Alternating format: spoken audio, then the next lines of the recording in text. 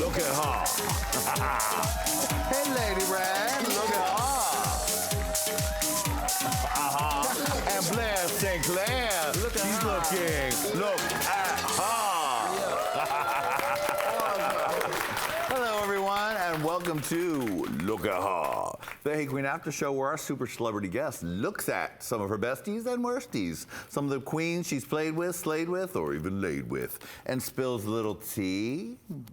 I do declare it's hot. Or throws a little shade if she has to, or just tells us something we don't know. Today, we're with the beautiful and talented Blair St. Clair. Yeah. Lady Red, you are looking divine. Oh, thank you. It's a gift right on the nose. And don't forget these two gorgeous fellas. It's Randy, Boo, and Gamma, giving you muscles and denim. Oh my goodness. Well, howdy. Now get your ass off of there. We gotta start a-looking. Now, Blair, yes. You know how to play this game, I bet. Of course I You're do. gonna look, you're gonna spell. All right, let us begin. Right. Look at her. Ooh, Aquaria. Ooh, Aquaria. I love Aquaria. I respect her so much. When I'm going to tell you like it is, though. I'm going to tell you the truth. Tell me when we the were tea. filming season 10 of RuPaul's Drag Race, I was not an Aquaria fan at all, because I just got this like a vibe of her of like being better than everyone, of just being, you know, like really having a true sense of herself. And I look back at it and I wish I had the same mindset, because she went in there just saying, I know who I am. I'm going to be who I am. I'm going to prove and show that I'm the best that I'm going to be, and I'm going to win the show. And now I look back, I'm like, girl, I respect her so much for that. She really went in there and sold herself. And she won. Yeah. Yeah. She had that New York City training.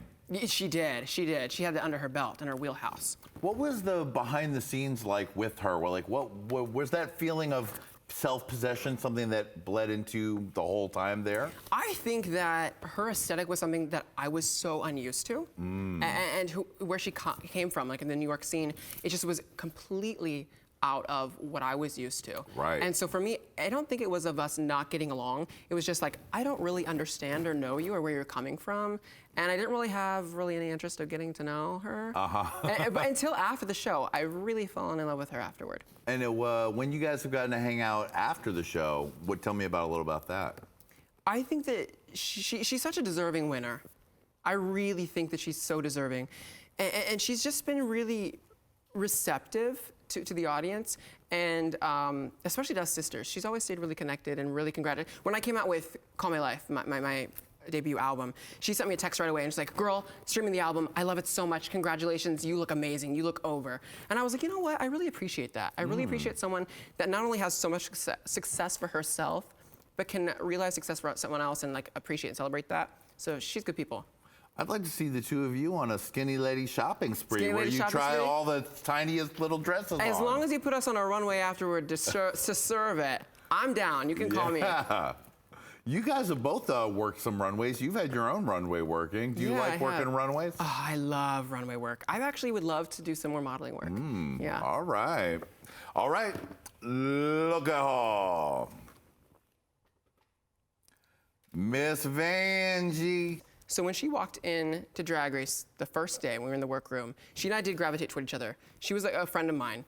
And once, not many people know this, so we filmed 2 episodes, and the first 2 people that were eliminated had to stay on location. And they came back on the weekend and we all filmed our promo together. Right. So she and Calorie were eliminated. The rest of us were still in competition. We weren't allowed to talk with them, but I snuck up and talked to her anyway. And I was like, girl, how are you? I'm surprised you're here. Like, I thought they would maybe bring you back later. And she's like, no, girl. She's like, we've been staying here for like the past 2 weeks. She's like, they've been taking me to the movies. They've been taking me to the mall. They've been taking me everywhere I wanted to go. She's like, I've been eating all the food that they have at the hotel. And so that was the first time we got to see them backstage.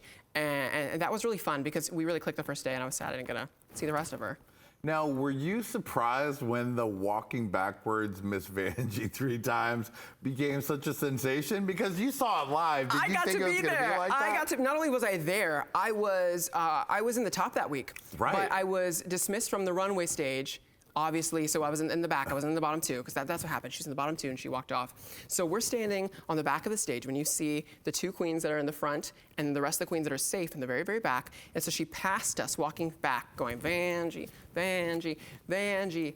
And I was sitting there thinking, I was like, what did she say, Vanjie? Because we knew her as Vanessa Mateo. Right. And she had said Vanessa Vanjie Mateo maybe once or twice, but honestly, I had known her for 2 days at that point in time. Yeah. So I was like, oh, what did she say? And then she said it again. And then she said it again one last time, but really sad. Like, Vanjie. And we were just, we didn't know to laugh or not to laugh. And then RuPaul and Michelle were like laughing. And we're like, I guess this is funny, but this is really sad. Yeah. And all of us were thinking, damn, we just saw one of our dreams get crushed through someone else. And that was like a moment where like, I don't know if I'm supposed to laugh. I don't know if I'm supposed to feel bad for you. I don't know if I'm supposed to feel good for myself that now one person's gone and bit the dust. It was weird. And RuPaul and Michelle are laughing. You're like, wow, this is what this is. And I was like, are they laughing at her or with her?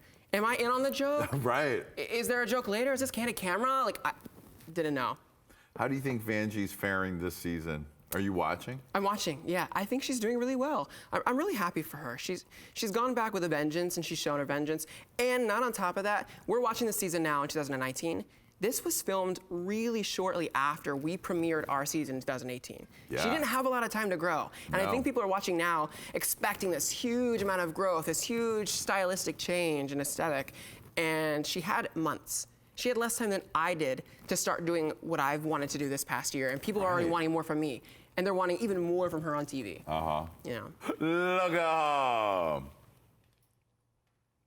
Oh, Eureka OHara. Look at that mug, honey. Yes. Dusted, stamped, mug done for days. Tell me about your interactions with Eureka. I actually have a really good story about Eureka. I think, okay, I'm gonna set some records straight. Okay. We're gonna This tell is some. the spot This is for the it. spot to do it, and then we're gonna tell some stuff because I think Eureka gets far too much criticism on the internet, and I see it a lot. And I think so many people have faults. So we all have problems and make mistakes, and I think that she just gets, for the lack of a better term, shit on all the time for it. And I think she's a good person. And there's a really good moment that I want to talk about when we were in the production process of filming Drag Race. This is episode 2. We're filming our Rusical moment. And I'm thinking my team's in the bottom. We were all thinking that our team was in the bottom and she was on the other team. And she's like, no, girl, we're in the bottom.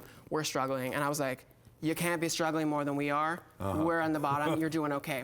And she really broke down. And I saw, if anyone ever sees Eureka OHara in her full drag form, I saw the Eureka OHara stripped down. I saw who Eureka OHara is without any makeup on, without any crazy elements that are around her life. And I got to see like who she was inside her heart. And she really just opened up and blossomed. And she's like, if this is my last moment here, I just want you to know that I'm really grateful for you. And that carried into episode 3, where we had a feather runway, was our runway look. Yeah. And I came with literally like nothing. And that was a look of mine I had ordered, and it didn't come in time for Drag Race. Oh, gosh. And I was like, oh my gosh. So of course, it's one of the first things you have to do. one of the first things we right. have to do, right? Eureka helped me basically finalize and finish this gown that I was creating. Now, I had something that I came with, but she stopped doing what she was doing and was like, hey, do you need help? And I was like, I mean, sure, if you want to. I mean, this is a competition. And she was like, no, I want to. I really want to. And I'll never forget that. Never forget that about her. She has a good heart. What did you think about that final lip sync at your all's finale? Who was your favorite?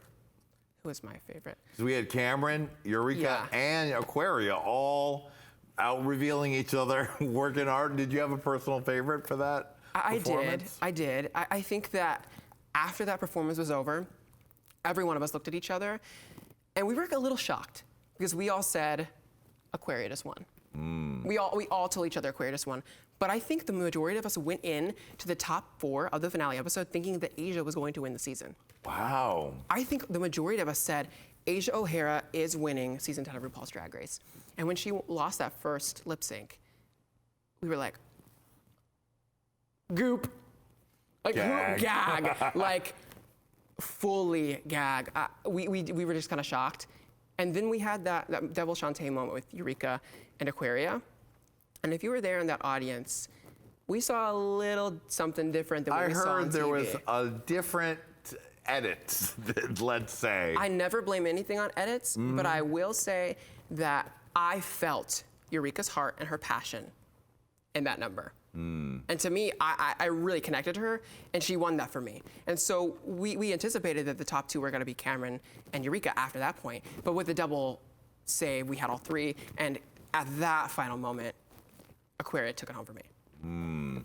Let's continue down Little that interesting. path. Look at her. There she is. You were just talking. Your original thought for the winner. That's a gorgeous look. Damn. Stunning. Damn. Do you want to know a secret about that picture, actually? Yes. Is that picture going to also show Yep. as well? That picture, so I saw that picture on Instagram, and I said, okay, who made this outfit? Who did her hair? And I like stalked the image, and I followed all these people. I was like, I'm going to message this designer. I said, hi, how are you? Would love to work with you in the future. She has been turning some crazy looks recently. Yeah. Yeah. What was the shock and awe of the butterfly moment like live? Oh my gosh. It must have been so stressful just even watching it. It was stressful. Yeah, it was stressful to be there and witness. Oh my gosh, like, the butterflies. It truly felt like reading Rainbow moment when like all the butterflies are just like falling to the ground in like their opening sequence. But I was thinking, I didn't know what it was. So she's like ripping this titty off. The weird and flower she's like, titty, kind of right? like throwing it up, and I didn't know if that was a part of the act. Now, if the butterflies would have worked, it probably would have been incredible. It could have been a gorgeous gag. But that didn't happen. That did not didn't happen. Did it? No, it didn't. It didn't. Now, did you talk to her afterward? What was that? That was so difficult because so the way the production had worked for our specific season is that we filmed the finale episode and we got down to a top 3. Right. And then the next day we filmed our reunion. Ugh. But how it coincided with TV time, Yeah. the reunion airs first and then the finale is the last episode of the So season. you couldn't talk about all the things that had happened. I know when I was eliminated from Drag Race, the next day all I wanted to do was sit in my hotel room. I wanted to cry. I wanted to reflect on myself. I wanted to figure this out. I wanted to process. So not only did the next day she have to wake up, get into drag, not talk about it, and still pretend like she was in the top to film this reunion episode, but she never had time to process that. I had months and months and months of time before our season even came out on TV. Right. And I was like, okay, came out on TV. I've accepted things, life is good, life is okay. Now we're gonna watch it on TV. She didn't have less than 24 hours to even accept the fact that what happened the night before, and you're adding the butterfly element on top of that, and then go into filming the reunion. I can't imagine. Not easy. Look at her! For part 2 of Look at her, click here. For more incredible episodes of Look at her, click down here. And don't forget to subscribe!